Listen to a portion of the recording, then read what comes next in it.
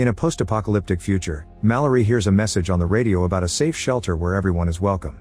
She gathers her two nameless kids and with a very serious tone, she announces that they'll take a boat down the river, so it's very important for the children to never take off their blindfolds or they'll die.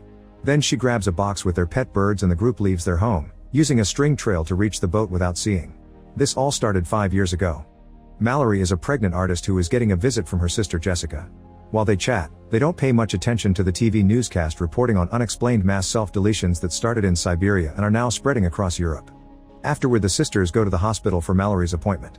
The baby checkup goes well, and on their way out, Mallory and Jess notice a woman acting erratic and her head getting hurt against the glass window. It's only worse when they go outside. Total chaos has taken over the streets, with people running in panic, crashing their cars, and finding anything useful that can help them self-delete. It seems that whatever was affecting people in Europe has arrived in the USA. Scared, the sisters rush to their car and try to drive away, but suddenly Jessica's eyes turn a weird color and she begins driving frantically, ignoring Mallory's pleas to slow down. The crazy speed causes the car to flip and crash, but luckily both sisters survive. Mallory carefully crawls out only to see her sister step in the middle of a street, where she is killed by a passing truck. Upset and panicking, Mallory begins running with the crowd, which is getting more chaotic and scared by the second as cars start to explode around them. When Mallory is pushed down by the crowd, a woman comes out of a house to help her while ignoring her husband Douglas' objections, but before she can reach Mallory, the woman suddenly goes into a trance. As she talks to an invisible person, the woman gets inside a burning car that soon explodes. Then a man named Tom helps Mallory up and brings her to the house, where Douglas refuses to open the door. However, the house owner Greg decides to help and lets them in together with other survivors. Everyone starts sharing their theories about what is going on, like demons or the end of the world, but nobody has a proven explanation. Only one thing is for sure, looking at the entity forces people to self-delete.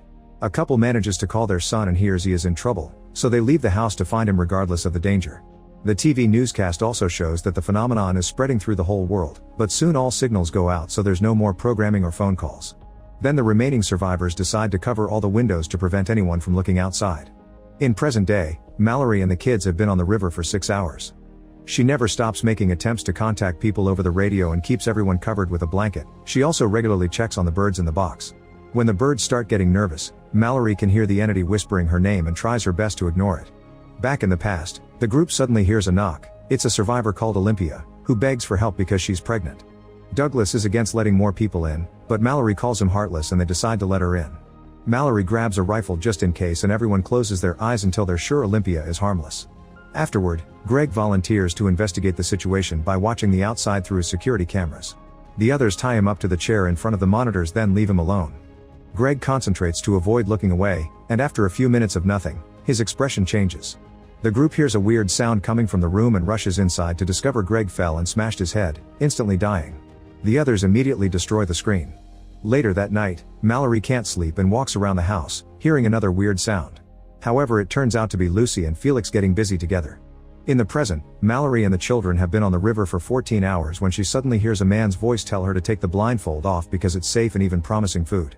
Mallory tells the kids not to do it and takes out her gun to fire blindly, but all her shots miss and the man jumps on the boat to attack them while the birds start making lots of noise. The man tries to take her blindfold off, insisting the entity is beautiful, but Mallory fights him off and after lots of struggle, she manages to kill him with a machete. Back in the past, the group is starting to run out of food, and it's clear by now that help won't be coming. Mallory, Tom, Douglas, Lucy, and Charlie volunteer to go to the supermarket, hoping there's safety in numbers. They paint and cover the windows to avoid even glancing outside and then use the GPS to guide them through the streets, where they keep bumping against abandoned cars and dozens of dead bodies. As they drive around every obstacle, the GPS detects something surrounding the car.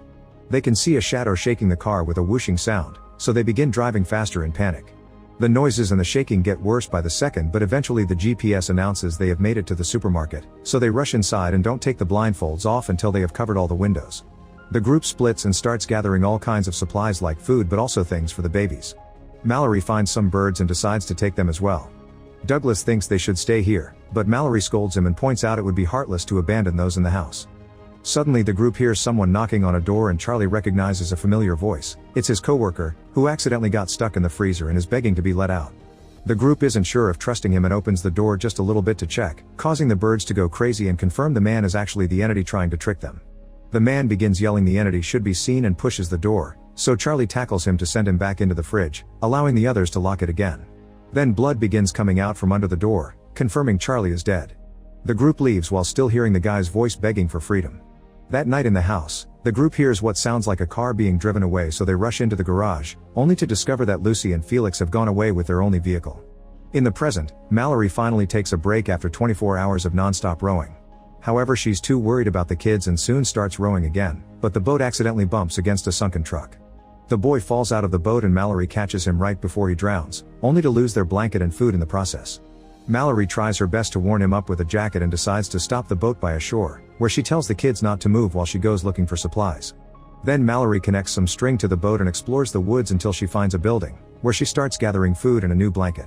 Her string can't go on for that long, so she ties it up to the furniture while she continues to investigate. Suddenly she hears a noise and sees the string shaking before a shadow moves outside, so she immediately rushes out of the building, running through the forest as the entity begins whispering her name. Mallory blindingly shoots her gun just in case, which is heard by the little girl and makes her get off the boat to help. Fortunately, Mallory moves fast and reaches the child before the entity does, so she drags her back into the boat and yells at her for disobeying her, reminding both kids to leave Mallory behind and save themselves if things get too dangerous. In the past, another survivor knocks on their door and Olympia lets in without checking with the others first. His name is Gary, and after Tom checks he isn't hiding anything. Gary explains that only crazy patients can survive the entity. He ran away from some insane guys who escaped from a mental institution and now are out there forcing people to look at the entity, claiming it's beautiful. Douglas doesn't trust Gary and tries to force him out of the house at gunpoint, but Cheryl knocks him out and locks him in the garage while allowing Gary to stay. In the present, Mallory and the kids have been on the river for 38 hours. Mallory covers everyone with a blanket to warn them that they're approaching the rapids, which is the most dangerous part of the journey. Somebody will have to keep their eyes open to navigate, and both kids volunteer, but Mallory remembers promising Olympia she would take care of her daughter if something happened to her, and she can't bring herself to hurt her own son either. In the end, she decides they'll just risk it and go through the rapids without seeing. In the past, both Mallory and Olympia begin to go into labor at the same time. While Tom and Cheryl take the women upstairs to their room, Gary takes out a bunch of drawings of the horrifying creatures and starts making a new one, revealing he's actually one of the crazy people who escaped from the mental institution. Then he takes Mallory's birds and puts them in the fridge before tearing the papers off the windows, which Douglas sees from afar.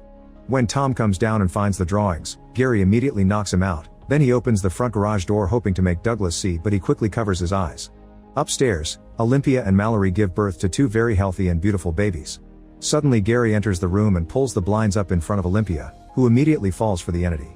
Mallory manages to take the baby from her before Olympia runs to the window to self-delete. Afterward, Gary grabs Cheryl's face and forces her to open her eyes to the outside, causing her to also self-delete with scissors. While Mallory hides with the babies under a blanket, Douglas shows up with the rifle and does some blind shooting, hurting Gary in the arm. However, Gary quickly retaliates by jumping on Douglas to push him through the railing and stab him with the scissors. The rifle falls to the floor and Tom tries to grab it at the same time as Gary, causing the weapon to go off. Mallory hears 2 shots before someone approaches her, but luckily is Tom, who has won the fight. 5 years pass, and Mallory and Tom have been living together while raising the kids as a couple. They have a whole system in place to keep the house safe and use string to go looking for supplies when they need them. One afternoon, Mallory is out on a supply run when she hears some cars driving nearby.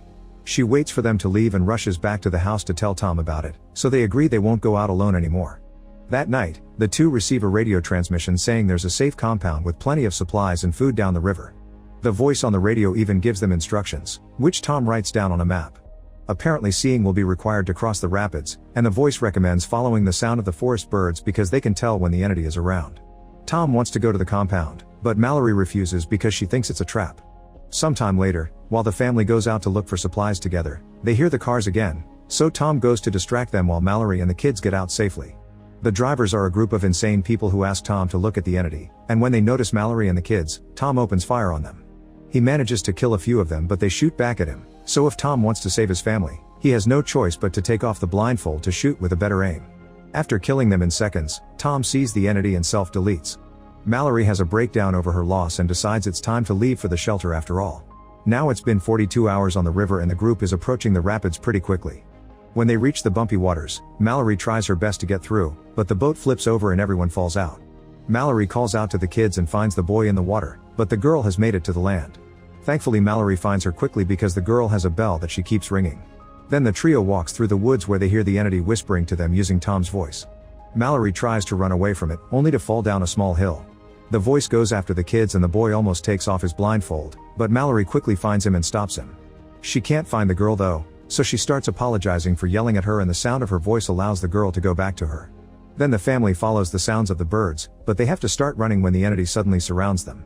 They fall a couple of times, but eventually they make it to the compound and the door is opened before the entity can reach them. Inside the compound, Mallory's eyes are checked and soon everyone is cleared to stay. They meet the voice from the radio and Mallory discovers that the compound is a school for the blind filled with survivors but also birds, who work as an alarm. Now they can finally begin living properly. Mallory decides to name the kids. The girl is called Olympia after her mother, and the boy is named after Tom. Then Mallory opens her box and frees the birds to be with the others in the sanctuary. Make sure to subscribe and turn on notifications so you can watch more videos like this. Thanks for watching.